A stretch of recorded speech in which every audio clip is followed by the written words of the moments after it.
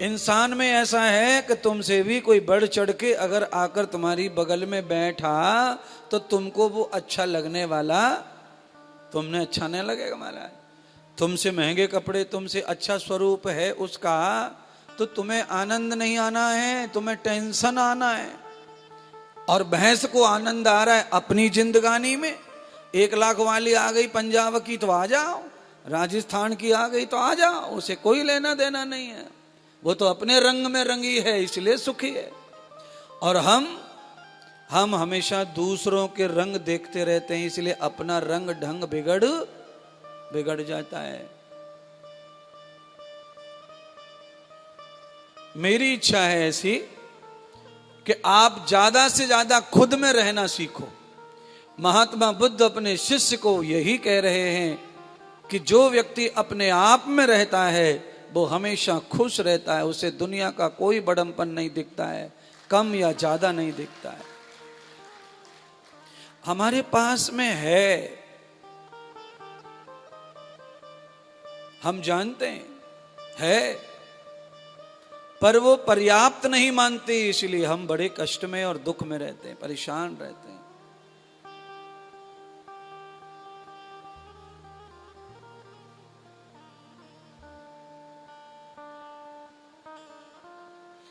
श्रीमद् भागवत कथा का मन्या, भागवत कथा की मान्यता यह है, यही भगवान श्री नारद जी समझा रहे हैं मैत्रेय आदि ऋषि को, गार्गी माता को। कछुआ चलते चलते जब अपनी दुनिया पसारने लगता है तो वो कमजोर हो जाता है, और कछुआ जब अपनी सारी चीजों को अपने अंदर समेट लेता है तो वो मजबूत हो जाता है, फिर उसको पत्थर की चोट नहीं लगती है। आप देखना, कछुआ के ऊपर आप खड़े हो जाओ, कितना भी वजन हो तुम में, कछुआ को कोई फर्क ना पड़ता। और कछुआ जब बाहर की ओर भाग रहा है, संसार की ओर हाथ पैर निकाल के हाउ हाउ हाउ हाउ कर रहा है, आप पत्थर मार दो मर जाएगा। इसीलिए संसार की ओर जिनको सुख दिख रहा, हाउ हाउ कर रहे हैं, वो छोटी छोटी चोटों से मर जाते हैं, तड़फ जाते हैं, परेशान हो जाते हैं। अपनी शक्तियों को, अपनी शांति को हमेशा इकट्ठा रखो, अपने यूज में लाओ, अपने काम में लाओ। आदमी का टेंशन, आदमी का डिप्रेशन, आदमी की चिंता, आदमी का दुख कैसे खत्म होगा? तो महात्मा बुद्ध ने 3 मार्ग बताए ऐसे आदमी के लिए जिनको बहुत टेंशन है, जो आदमी डिप्रेशन का शिकार हो गया है, उसके लिए 3 मार्ग हैं। 3 मार्ग में से पहला मार्ग यह है कि अच्छा सोचना शुरू करो। दूसरा मार्ग यह है कि जो है उसमें आनंद से रहो, चाहे कुछ भी हो, भूखा तो भूखा, प्यासा तो प्यासा। आज का दिन तुम्हारे लिए यही फिक्स किया है भगवान ने, ऐसा मानकर उसे भी उत्सव की तरह भोगो, उत्सव की तरह। अच्छा बोलो, अब आप कहेंगे भूखा प्यासा कैसे उत्सव मनाए महाराज? अच्छा, भूखा प्यासा उत्सव नहीं मनाता कोई है नहीं तुम में ऐसा? मैंने तो देखा है तुम्हें जन्माष्टमी में भूखे मरते हो, दिन भर उत्सव मनाते हो, रामनवमी को भूखे मरते उत्सव मनाते हो, जन्माष्टमी में भूखे मरते उत्सव मनाते हो, चतुर्दशी भाद्रपद की में भूखे मरते हो उत्सव मनाते हो, एकादशी में भूखे मरते उत्सव मनाते हो। यानी भूखे रह के भी मन में खुशी रहती है कि आज हमने जन्माष्टमी उत्सव किया है, उपवास किया है, एकादशी उपवास किया है, आज हमने कुछ अच्छा किया है। तो कैसे भैया उत्सव हो गया?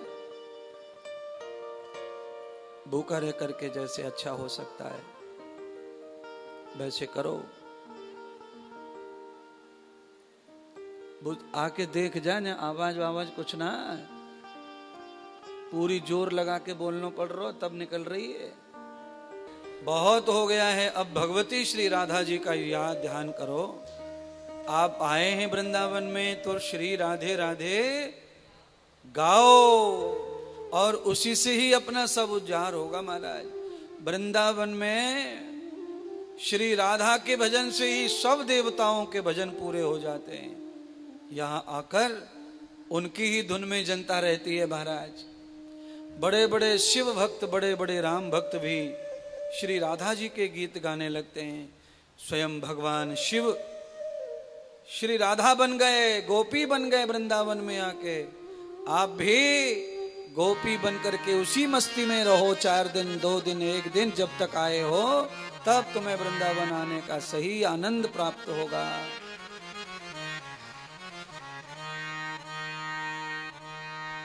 यही है वृंदावन की अलग महिमा, यही है जीवन की महिमा। सारे जानवर पशु पक्षी खुश हैं अपने आप में, केवल इंसान खुश नहीं है। अच्छा बताओ, चूहे का घर अच्छा है कि इंसान का? चूहे के घर में बाथरूम नहीं है, लैट्रीन नहीं है, चूहे के घर में फ्रिज नहीं है, गैस को चूल्हो ना है, चूहे के घर में हेलोजन ना है, बल्ब ना है, चूहे के घर में बीवी बच्चे सब, ये सब झंझट आपके घर में सब है। अब चूहा किसको बोलेगा जीजा जी आ गए, जीजा जी आ गए। तुम तो बोल भी लोगे जीजा आ गो, तुम तो बोल भी लोगे फूफा आ गया। चलो जीजा जी में सुख नहीं तो फूफा आ गया, फूफा में होगा। फूफा में नहीं, चलो मर गया, फूफा भी दुख दे रहा है तो मामा में। तुम्हारे पास इतने सारे पर्याय सुख भोगने के, फिर भी सुख नहीं है। इतने सारे रिश्तेदार, इतने रिश्ते, पर सुख नहीं है। क्यों नहीं है? क्योंकि हर समय सुख ढूंढते रहते हो, इसलिए नहीं है। सुख ढूंढने से नहीं मिलेगा बंधुओं।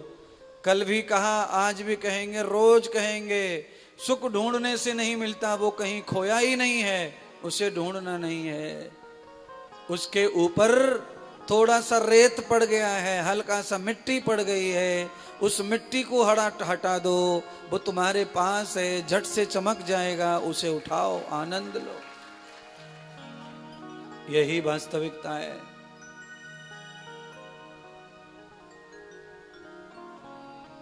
जिनके पास पहले कुछ नहीं था, आज बहुत कुछ है, तो भी आदमी के पास में कमी है।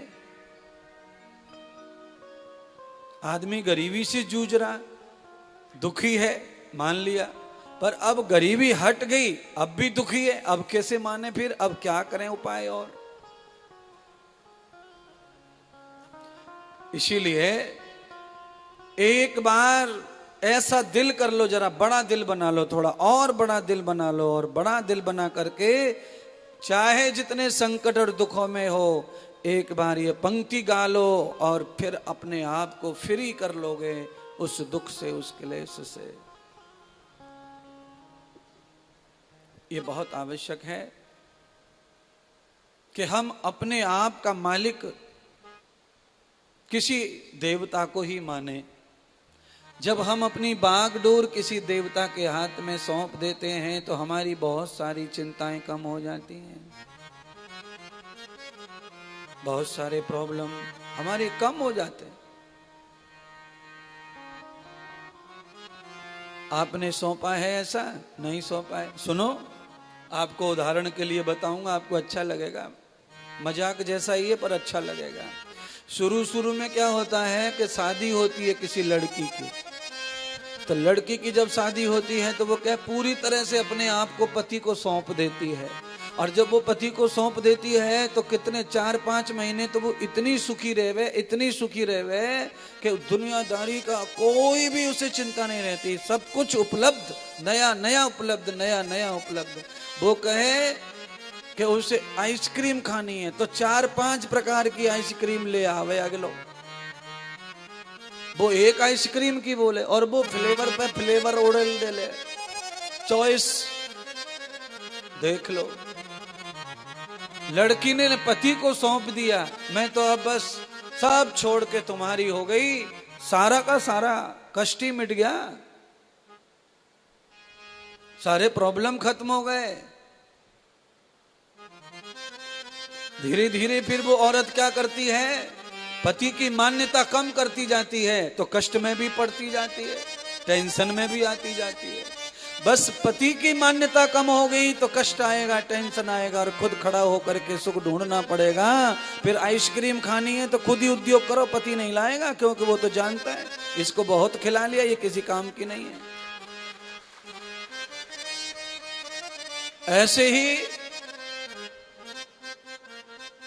खुद को सौंप दो पति भगवान को,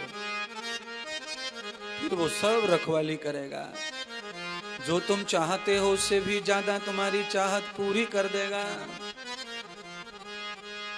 जो तुम चाहते हो उससे भी ज्यादा। तुम्हारी सोच ज्यादा नहीं है। तुम सब लोग जो चाहते हो वो बहुत कम कम कम कम है, वो तो और ज्यादा देने वाला है तुमको, पर वो देगा नहीं। कभी कभी उल्टा पड़ जाता है। हमें भी बहुत बार धोखा हुआ है, ये पंडितों को भी होता होगा। कभी कभी क्या होता है कि हम लोग मुंह से मांग लेते हैं दक्षिणा, कि भाई कम से कम तुमको 1100 रुपए देना पड़ेगा। और यजमान 1100 नहीं, यजमान थोड़ा ज्यादा देने भावना में था, वो उसको देना था 5000। अब पंडित जी ने 1100 में दुकान खोली, तो अब यजमान को तो फायदा हो गया और पंडित जी को नुकसान हो गया। अच्छा, बिन मांगे कभी कभी पंडित जी को नुकसान हो जाता है, कभी कभी, पर एक दिन जरूर ऐसा आएगा कि पंडित जी को सिर्फ फायदा ही फायदा होगा, नुकसान नहीं होगा। आप एक बार ये रखो, अगर मेरा पुरुषार्थ, मेरा कर्म अच्छा है तो मेरी इच्छा से ज्यादा मिलेगा मुझे, ये भाव रख के कर्म करो आप, आपको ज्यादा ही प्राप्त होगा, बहुत ज्यादा, अधिक प्राप्त होगा, कम नहीं प्राप्त होगा। कभी धोखा हो सकता है, संसारी कर्म है, पर हमेशा नहीं। इसीलिए महात्मा संत ज्ञानियों ने लिखा है, बिन मांगे मोती मिले, मांगे मिले न बीज।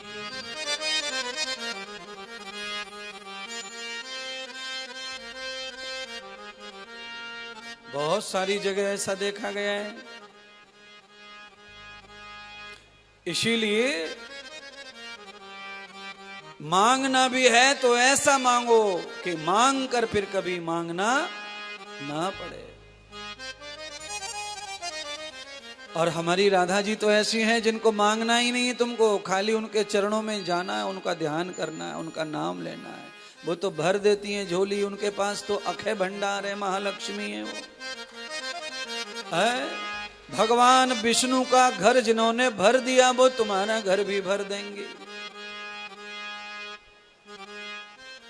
इसीलिए चलिए श्री राधा जी का ये सुंदर सा गान करें, उनके ही चरणों में चलें भागवत को लेकर के। श्री राधा हमारी सरकार फिकर अब काहे की, श्री राधा हमारी सरकार फिकर अब काहे की। तबला चालू कर दो भैया। राधा हमारी सरकार फिकर अब काहे की, राधा रानी अब काहे। वाह, बहुत सुंदर। राधा हमारी सरकार फिकर अब काहे की, श्री राधा हमारी सरकार फिकर अब काहे की, श्री राधा हमारी सरकार फिकर अब काहे की। राधा रानी हमारी सरकार फिकर अब काहे की, राधा रानी हमारी सरकार फिकर अब काहे की। काहे की, हाँ काहे की, काहे की, हाँ काहे की। राधा रानी हमारी सरकार फिकर अब काहे की, राधा रानी हमारी सरकार फिकर अब काहे की। राधा रानी हमारी सरकार फिकर अब काहे की। राधा रानी हमारी सरकार फिकर अब काहे की।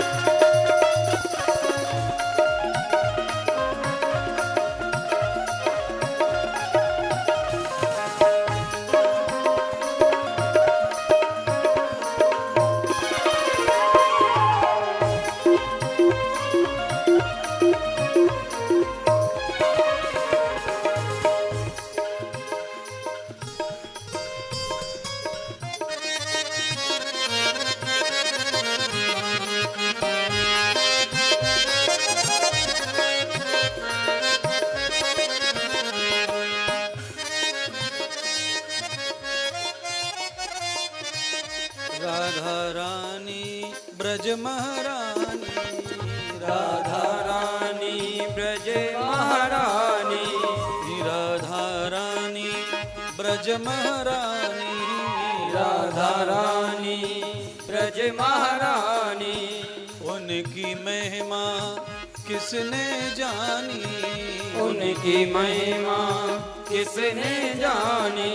ओ उनके कृष्ण बनेरी भरतार फिकर अब काहे की, उनके कृष्ण बनेरी भरतार फिकर अब काहे की। राधा रानी हमारी सरकार फिकर अब काहे की। राधा रानी हमारी सरकार फिकर अब काहे की। बेस खोल, कुछ खोल यार, दब रही आवाज, नहीं गाया जा रहा।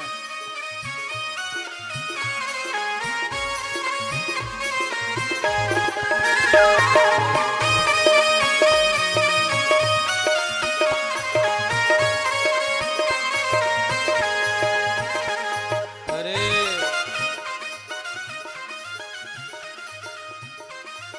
जितने दिन अच्छा रहा बोला, अच्छा रहा बोला क्या, क्यों बोलेंगे?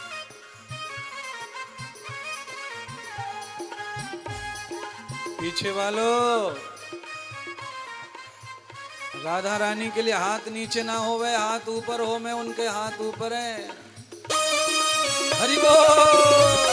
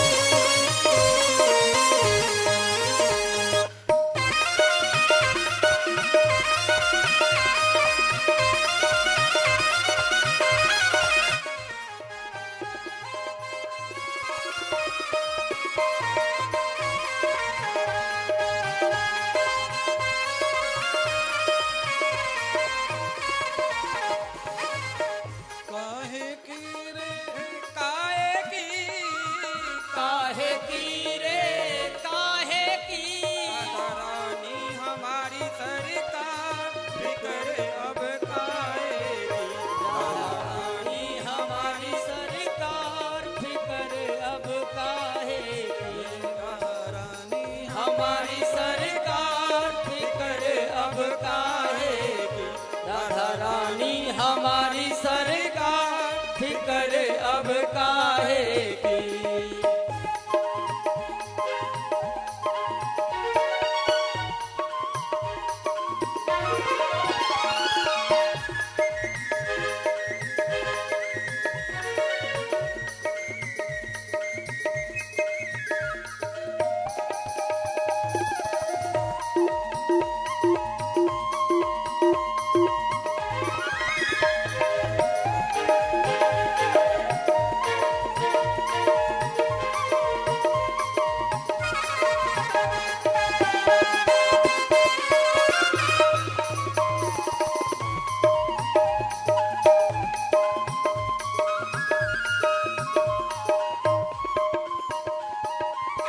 गोपिन संग में रास रचाए, गोपिन संग में रास रचाए, गोपिन संग में रास रचाए, गोपिन संग में रास रचाए।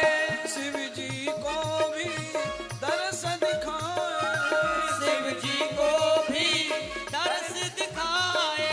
हे वही करेंगी बेड़ा पार, फिकर अब काहे की। वही करेंगे बेड़ा पार फिकर अब काहे की। राधा रानी हमारी सरकार फिकर अब काहे की। महारानी हमारी सरकार फिकर अब काहे की। राधा रानी हमारी सरकार फिकर अब काहे की।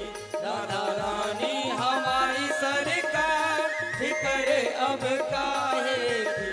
राधा रानी हमारी सरकार फिकर अब काहे की। राधा रानी हमारी सरकार फिकर अब काहे की। राधा रानी हमारी सरकार फिकर अब अब काहे की, राधा रानी हमारी सरकार फिकर अब काहे की, राधा रानी हमारी सरकार फिकर अब काहे की।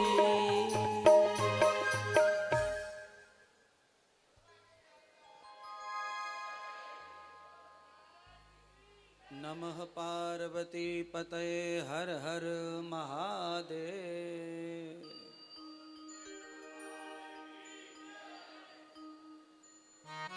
सद्गुरु भगवान श्री सूत जी, श्री नारद जी श्रीमद् भागवत कथा का अलग अलग महामंडन कर रहे हैं। कल हमने भागवत की कथा की महिमा सुनते सुनते ये जाना कि भागवत के प्रभाव से भक्ति प्रसन्न हुई, ज्ञान और वैराग्य चेतन हुए, ब्रह्मा जी परम शांति को प्राप्त हो गए।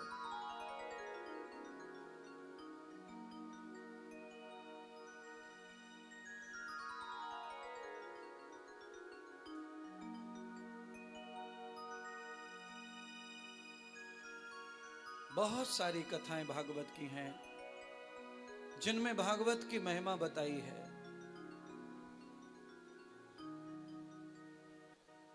आज भगवान सूत जी ने सौनक आदि 88,000 ऋषियों को भागवत का ही पाठ सुनाया। नारद जी मैत्रेय को निरंतर कथा श्रवण करा रहे हैं और गार्गी और मैत्रेय भागवत में ऐसे लीन हो गए कि अनन्य समय तक भागवत का श्रवण करने का संकल्प लिया। जितना हो सके जीवन जब तक है तब तक कथा श्रवण करेंगे, कहीं नहीं जाएंगे। नारद जी ने जब ये संकल्प लिया, वही संकल्प मैत्रेय ने लिया।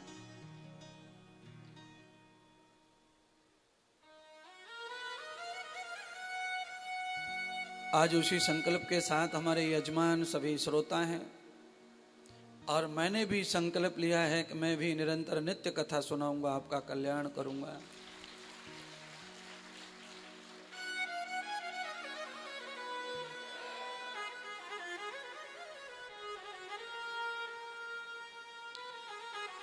महाभारत की कथा भागवत में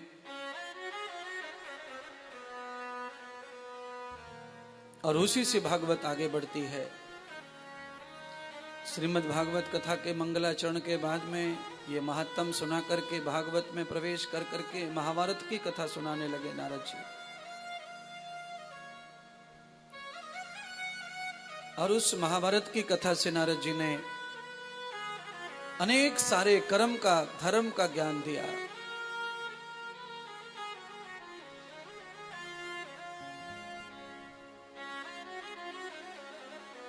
आदमी कितना लालची हो सकता है, कितना लोभी।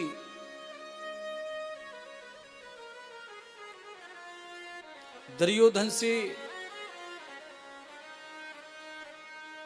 भीष्म पितामह कृपाचार्य द्रोणाचार्य पांडवों ने खूब प्रार्थना की। विदुर जी ने प्रार्थना की, स्वयं भगवान कृष्ण ने प्रार्थना की कि 5 पांडव हैं, इन्हें 5 गांव दे दो और सारा इंद्रप्रस्थ, सारा हस्तिनापुर राज्य तुम लो। युद्ध ना हो, लड़ाई ना हो, झगड़े ना हो, प्यार से बंटवारा हो जाए। बंटवारे की बात ही खत्म होगी। बंटवारा नहीं, भगवान कहते हैं कि बंटवारा कुछ नहीं है, इनको बस जीने की, रहने की जगह दे दो। दुर्योधन ने एक ही शब्द उच्चारण किया कि अब एक ही चीज बची है कि एक सुई की नोक भी पांडव अगर लेना चाहते हैं तो वो युद्ध करके ही लें, वो पैसे मिलने वाला नहीं है। अब तो ये बहुत बड़ी दुर्दशा है लालच की।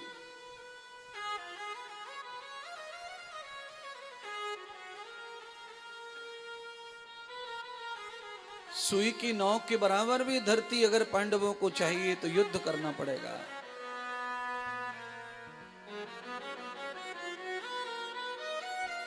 पांडवों ने ये सुनने के बाद भी युद्ध को नकार दिया। हमें युद्ध नहीं करना है, हम भीख मांग लेंगे, मांग कर खा लेंगे, परदेश चले जाएंगे, पर युद्ध नहीं करेंगे, लड़ाई नहीं करेंगे। और ये बुद्धि पांडवों में आई कहां से? ऐसी बुद्धि, ऐसा त्याग कैसे आया पांडवों में? ये सारी की सारी लीला कृष्ण कर रहे हैं। भगवान ऐसी बुद्धि दे रहे हैं पांडवों को। और दुर्योधन को कौन दे रहा है बुद्धि ऐसी? भगवान। इसीलिए समाज में कहावत बनी है, विनाश काले विपरीत बुद्धि। गीदड़ का काल आता है तो लोग कहते हैं वो गांव की ओर भागता है। दुर्योधन को अपने जन्म जन्मों का पाप चुकाना है, इसलिए भगवान ने ऐसी मति कर दी दुर्योधन की। और पांडवों को जन्म जन्म का प्रताप और पुण्य का फल भोगना है तो उनकी ऐसी मति कर दी, उनको त्यागी बना दिया।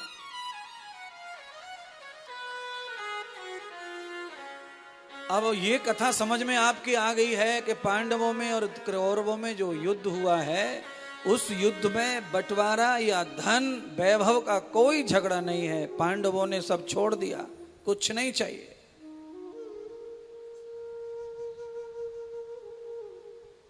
युद्ध हुआ कैसे फिर? युद्ध हुआ जुआ के चक्कर में। दुर्योधन ने जो लीला रची शकुनी के साथ मिलकर, उस मामा ने, उस रिश्तेदार ने जो सपोर्ट करके जो बुद्धि दी और पांडवों को बुलाया जिस बहाने से, और जुआ हुआ। धीरे धीरे पांडव एक ही रात में सब कुछ हार गए अपना। स्त्री भी दांव पे लगा दी और ये सारी चाल शकुनी की। द्रौपदी के साथ में जब ये हादसा हुआ तो द्रौपदी ने यह निश्चय करके कहा कि यह अधिकार तुमको किसने दिया? मुझे जुआ में हारने का यानी बेचने का। पांडव शर्मिंदा हो गए। पांडवों को द्रौपदी वापस मिलनी चाहिए, यह निश्चय हुआ। दुर्योधन ने स्वीकार किया कि हम द्रौपदी को पांडवों को वापस दे देंगे, पर पहले द्रौपदी हमारी बनेगी, हमने जीता है उसे। एक रात हमारे यहां रहेगी, हमारे पास, तब जाएगी वो, उस पर हमारा अधिकार है। आगे का सब समझ जाओ। द्रौपदी को जबरदस्ती सभा में लाया गया दुशासन के द्वारा। द्रौपदी रोते बिलखते किड़हते रोते आई, अपनी साड़ी बचाते, पल्लू बचाते, लाज बचाते।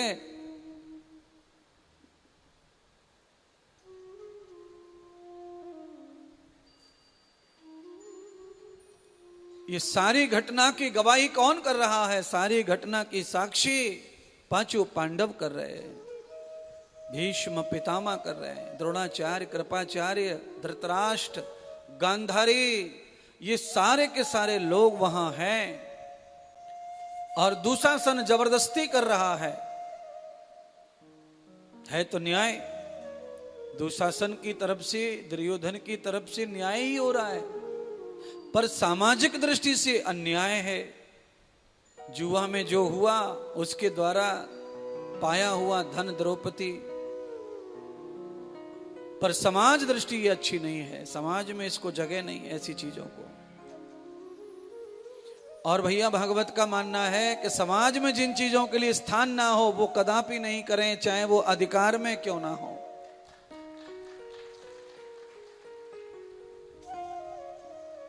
आजकल समाज में जिन चीजों की जगह नहीं है वो काम आजकल हो रहे हैं।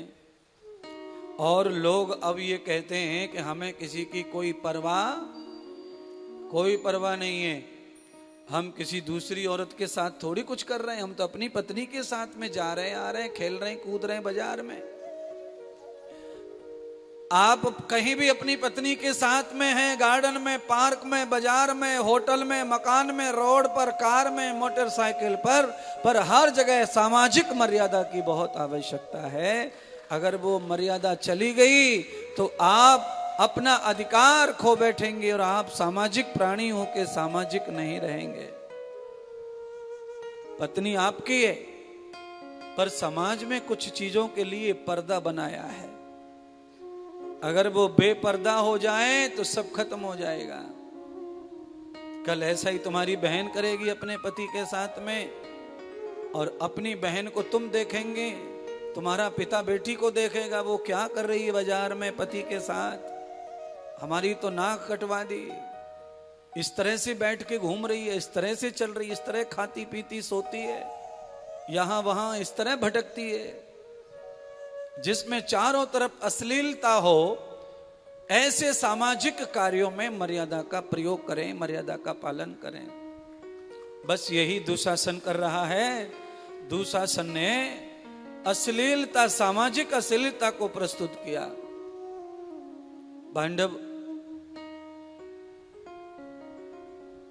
आपको पता होना चाहिए, द्रौपदी 5 पतियों में सबसे ज्यादा किसको चाहती थी? भीम को। भीम को चाहती थी। क्यों? जिस समय दुशासन खींच के ला रहा था, उस समय केवल भीम ने विरोध किया था 5 पांडवों में से। धर्मराज ने भीम को भी हाथ पकड़कर बिठा लिया। भैया चुप रहो, गलती हमारी है। भीष्म आंसू टपका रहे, रो रहे, कृपाचार्य द्रोणाचार्य आंसू टपका रहे, रो रहे, कुछ कह नहीं पा रहे। आज एक नहीं करोड़ों बुजुर्ग हैं जो आंख बंद करके रो रहे हैं, पर अपने ही बच्चों से कुछ कह नहीं सकते। वो इस तरह जीवन जी रहे महाराज। आंख बंद करनी पड़ रही है बूढ़े बड़ों को। बालक इतने ज्यादा ओपन हो गए, उजागर हो गए कि बुजुर्ग रो रहे, मजबूर होकर मस्तक झुका कर रहते हैं। क्योंकि रहना तो वहीं है, जाएं कहां, मर सकते नहीं।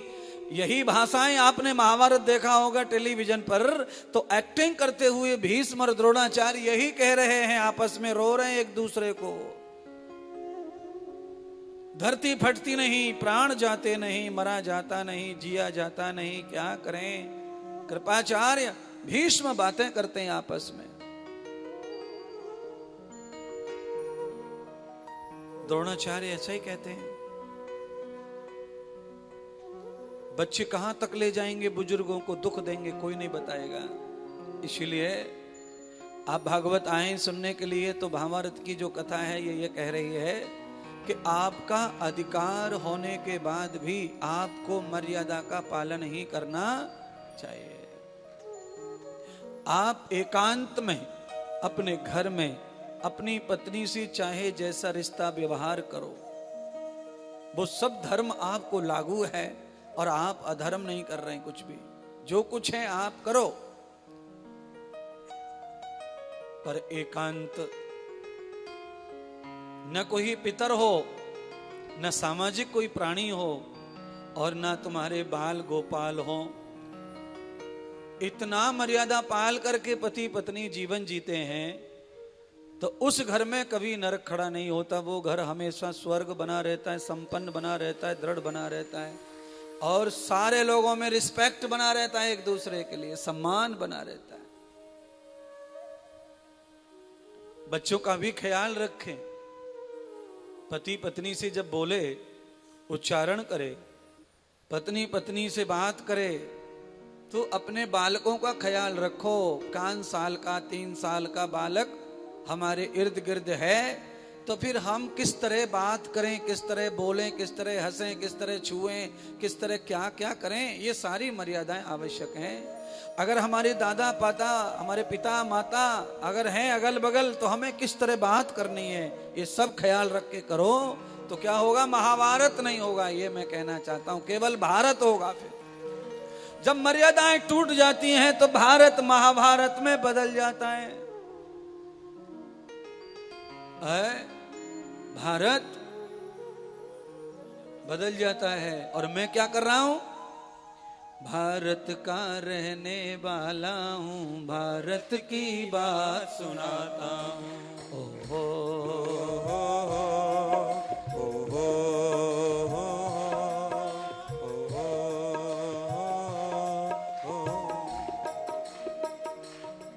इस युद्ध का नाम महाभारत क्यों पड़ा? 22 साल पहले युद्ध हुआ, उसका नाम कारगिल युद्ध क्यों पड़ा? कुछ तो होगा।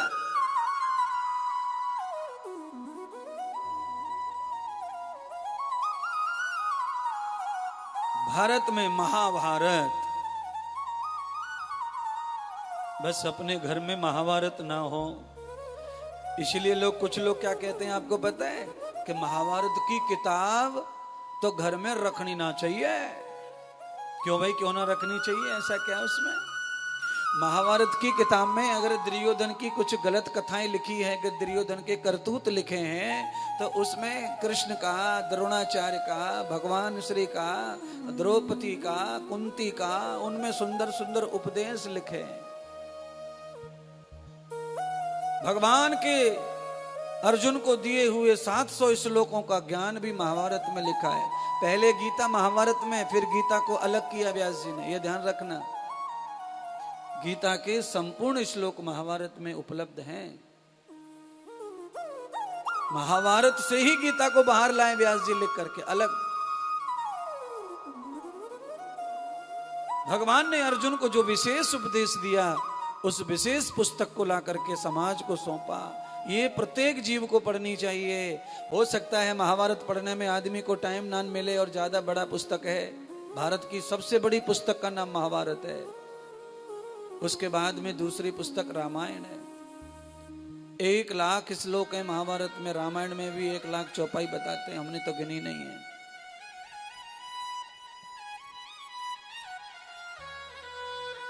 पर महाभारत प्रथम पुस्तक है, सबसे बड़ा। ग्रंथों में, वेदों में ऋग्वेद बड़ा है, पुराना है, प्राचीन है। ग्रंथों में महाभारत ग्रंथ सबसे बड़ा है।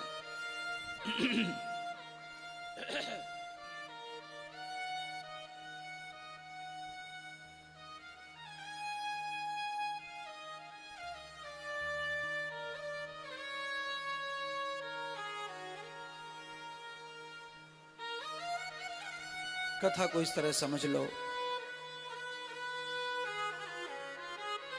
कि आखिर में युद्ध की घड़ी आ गई और युद्ध हुआ। युद्ध में सबने सबसे आशीर्वाद लिए, वरदान लिए, सबने सब कुछ मांगा। कृष्ण के पास में दुर्योधन भी गया कि कृष्ण, तुम्हें मेरे साथ युद्ध करना पड़ेगा। भगवान कृष्ण विश्राम कर रहे थे, सो रहे थे, आराम कर रहे थे। दुर्योधन जाकर बैठ गया भगवान श्री कृष्ण के सिरहाने। सोते को जगाते नहीं है, दुर्योधन ने जगाया नहीं। कृष्ण जब उठेगा तभी वार्ता करूंगा। अर्जुन को भी जाना था आज ही। दुर्योधन सुबह गया, अर्जुन शाम को गए, दोपहर को गए, लेट गए, समझो। दुर्योधन बैठा मिला सिरहाने। अर्जुन जाकर के भगवान के चरणों में प्रणाम करके उनके चरणों में बैठ गए। जैसे ही अर्जुन पहुंचे, कृष्ण भगवान के नेत्र खुले, और नेत्र खुले तो भगवान ने अर्जुन को देखा, दुर्योधन को नहीं देखा।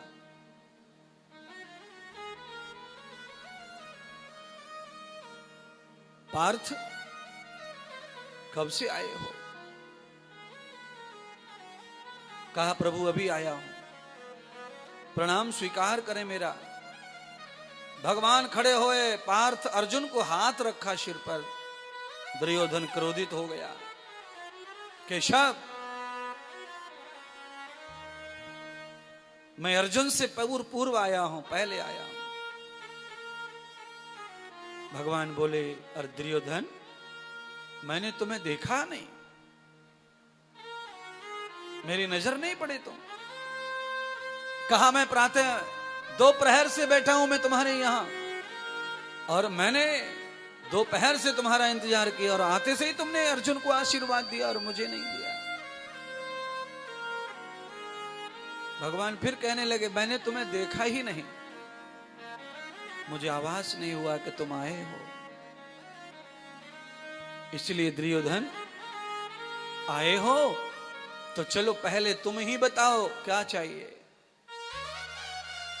केशव ऐसा मत करो, सब कुछ जानते हो, तुम्हें सब कुछ मालूम है। हमारा युद्ध जब तय हो गया है तो सेनाएं तैयार हो रही हैं, तो आपके पास में आया हूं। मुझे तुम्हारी सारी सेना, तुम्हारा बल चाहिए।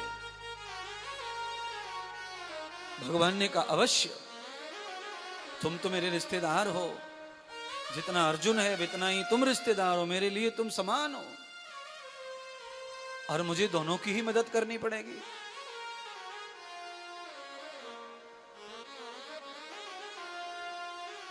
पहले तुमने कहा है, तुम ही मांग लो पहले क्या मांगना है। मैंने अपने पास में 2 चीजें रखी हैं, एक तरफ तो मैं अकेला रहूंगा निहत्था, और एक तरफ मेरी सारी सेना अस्त्र शस्त्र के साथ रहेगी।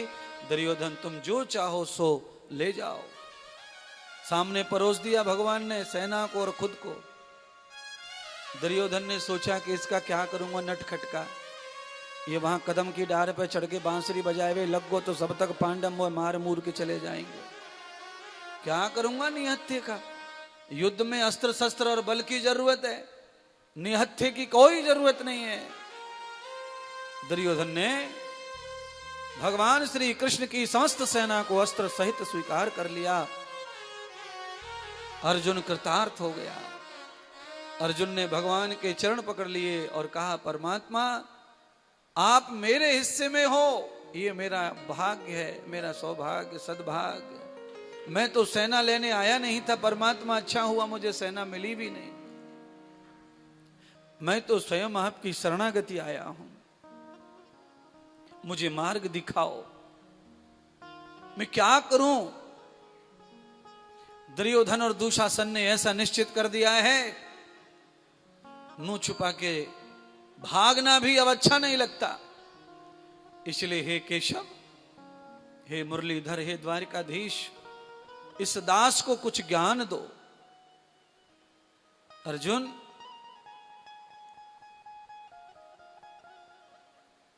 संसार में कभी जब ऐसा सामना हो जाए तो आदमी को खड़ा होना चाहिए।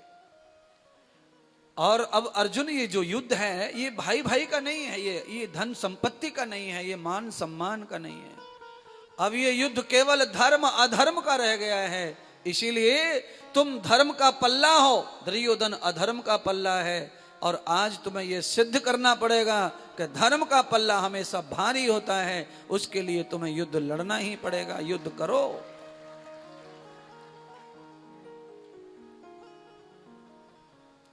अर्जुन को भगवान समझा रहे हैं, और महाराज अर्जुन के साथ में भगवान आ गए हस्तिनापुर में। महल बन गए, जगह बट गई। भगवान तो थे लीलाधारी, राजनीति से पूर्ण। भगवान ने द्रौपदी को भीष्म पितामह के पास भेज दिया, जाओ युद्ध प्रारंभ होगा पर्वों से, 2 ही दिन बचे हैं, जाकर के भीष्म से आशीर्वाद लेके आओ।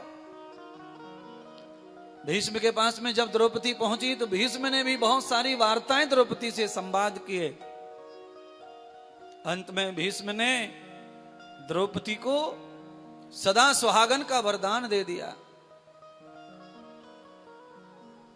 भगवान श्री कृष्ण ने भी द्रौपदी को सदा सुहागन का वरदान दिया।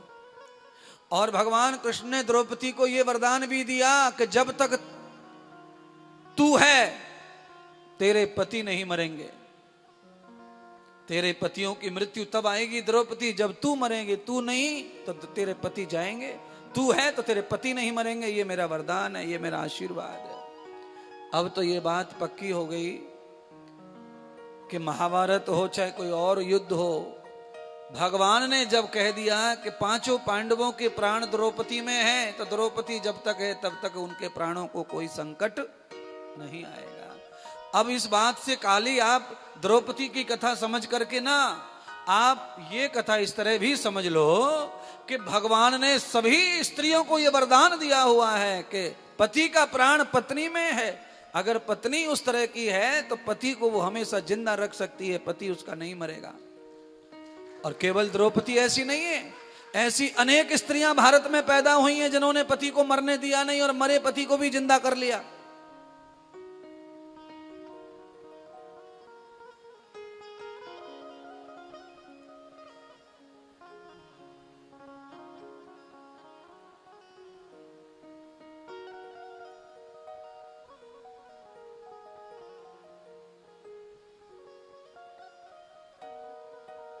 बहुत सारी पत्नियां ऐसी हैं महाराज। इसीलिए ज्यादातर पति जो है पत्नी से पहले मरते हैं। स्त्रियां थोड़ी उम्र ज्यादा स्त्रियों की होती है।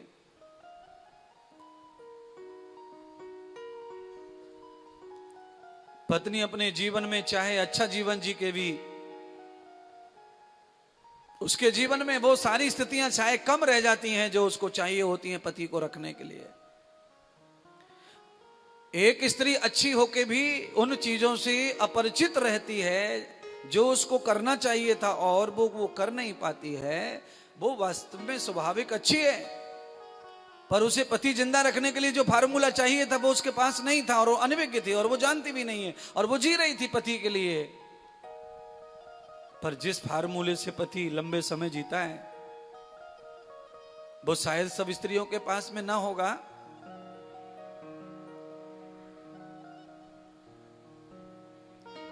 ऐसा ज्ञानी कहते हैं कि जिस स्त्री ने सपने में भी किसी पर पुरुष को नहीं देखा हो, वह स्त्री अपने पति को जीवित रख सकती है, कितने भी दिनों तक, कितने भी उम्र दे सकती है उसको। पर पुरुष, सपने में भी कोई पुरुष ना आया हो, दूसरा विचारों में भी ना आया हो, और कभी पत्नी के मुंह से यह शब्द ना निकला हो कि मेरे भाग्य में क्या लिखा है? उसका देखो, उसका कैसा पति है, उसका कैसा है, उसका कैसा है, उसका कैसा है। यानी कि दूसरे के पति में महानता दिख रही हो, अपने पति में ना दिखे, तो इस स्थिति में भी पत्नी अपने धर्म से डिग जाती है। आपके भाग्य में जो भी पति लिखा है भगवान विधाता ने, वो पति चाहे दारूड़ा है, चाहे नशेड़ा है, चाहे गरीब है, लफंगड़ा है, जैसा है, परमात्मा ने अगर वो बांध दिया है अग्नि के फेरे देकर हिंदुस्तान में, सनातन में, तो ये कथा रामायण की है। मंदोदरी के भाग्य में ऐसा पति लिख दिया भगवान ने जो पति किसी के भाग्य में नहीं होना चाहिए था। पर मंदोदरी ने अपना पतिव्रत धर्म कभी डगमग नहीं किया। रावण मरता मर गया, पर मंदोदरी पति के होते कभी इधर उधर नहीं गई, सोचा नहीं। पति को समझाते समझाते समझाते समझाते समझाते समझाते अपना पालन करती रही। रावण ने पत्नी के धर्म का अपमान कई बार, मंदोदरी के धर्म का अपमान कई बार किया, और उस अपमान के कारण ही रावण की मृत्यु आई मंदोदरी के सामने। मंदोदरी को आयु प्राप्त हुई और रावण को आयु प्राप्त क्यों नहीं हुई? क्योंकि पत्नी का अपमान रावण ने कई बार किया। पत्नी रावण की आयु बढ़ाने के लिए जो जो कर रही थी वो सब वो फेंक देता, उठा के फेंक देता, पटक देता, उल्टा पुल्टा बोलता। इसीलिए कोई एक पति नहीं है, ऐसे बहुत सारे पति हैं। पत्नियां बहुत सारे व्रत उपवास करती हैं पतियों के नाम से, और जिस दिन पत्नी ज्यादा पूजा पाठ और पति के नाम से पति की लंबी उम्र के लिए कुछ करती है, कभी कभी उसी दिन पति ज्यादा गाली गलौज कर देता है, लड़ लेता है, झगड़ लेता है, उल्टा पुल्टा बोल देता है।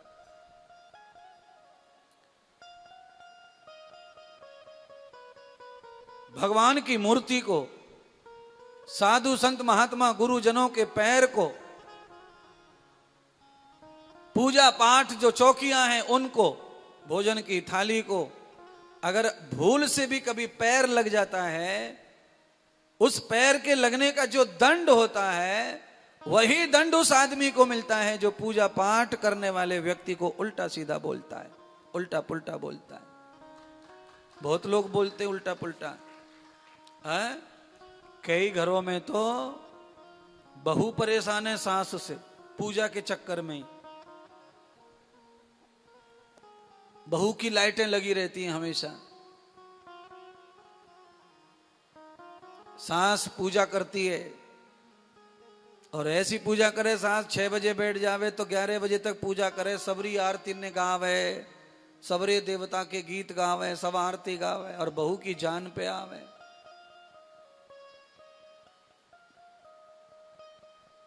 तो ये बुरा है। हमसे जो हो न हो कोई बात नहीं है, पर कोई और कर रहा है तो हमको चाहिए कि हम उसके जीवन में कोई रुकावट ना डालें, कोई बाधा ना डालें, कुछ ना कहें। हैं? अच्छा, लोग मजाक भी बहुत करते, टिंगड़ी उड़ाते, टिंगड़ी है, टिंगड़ी उड़ाते। ओ अरे वाह, बड़े भगत हो गए, वाह वाह वाह वाह, ओहो बड़ी भगतानी हो रही है, भगड़े भगत हो रहे। टिंगड़ी भी मत उड़ाओ किसी के। सिद्धांत किसी के गलत होंगे आपकी नजर में, किसी के सिद्धांत आपकी नजर में सही होंगे। पूजा पाठ ये कभी मैच नहीं होगा धरती पर। सनातन में हजारों प्रकार के पूजा पाठ, करोड़ों प्रकार के होते हैं। क्यों? पूजा पाठ मति से होता है। पूजा पाठ का कोई सिद्धांत फिक्स नहीं है महाराज, ये ध्यान रखना। इसीलिए जो कोई कुछ कर रहा है उसको करने दीजिए, उसमें उंगली करने की कोई जरूरत नहीं है। पूजा पाठ कभी मैच नहीं हो सकता है, उसका कोई सिद्धांत नहीं है ऐसा पूजा पाठ का। आचार्य पंडित भी जो करते हैं वो सिद्धांत से करते हैं, पर सबका अलग अलग सिद्धांत है। पढ़ाने के लिए जो पढ़ने वाले मंत्र तंत्र हैं, किताबें हैं, वो सब पंडित पढ़ते हैं, ब्राह्मण पढ़ते हैं, पर जब पूजा करते हैं तो विधि विधान सबके नीति नियम अलग होते हैं।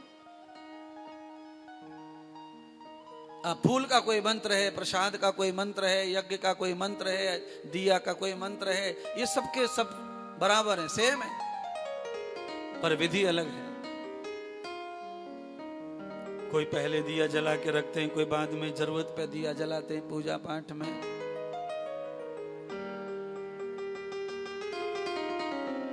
इसमें मत पढ़िए मुंडई मुंडई मत्र भिन्न। जितने मूड और बुद्धि हैं उतने पूजा पाठ, उतने ही भगवान है संसार में।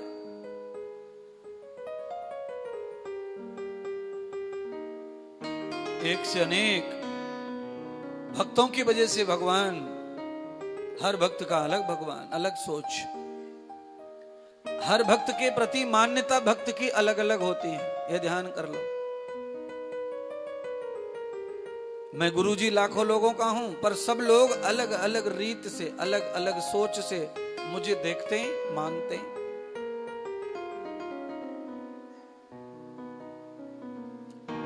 अंदर का जो भाव है सबका न्यारा होता है, एक नहीं हो सकता है। और भाव एक नहीं है तो भाव के साथ ही भजन है, भाव के अभाव में भजन नहीं हो सकता। ये ध्यान करें।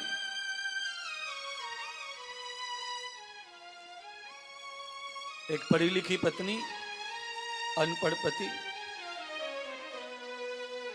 पत्नी ने कहा, जाओ जी, मेहमान आए, सब बाजार चले जाओ, कुछ ले आओ सामान, थोड़ा तेल ले आना, घी ले आना, हल्दी ले आना, सब्जी ले आना, चावल ले आना, दाल ले आना। पर सुनो, तुम अनपढ़ हो, भोले भाले हो, जो कछु लांगे वा को भाव कर लियो। आप जो भी लाएंगे भाव करके लाना, आप सीधे भोले।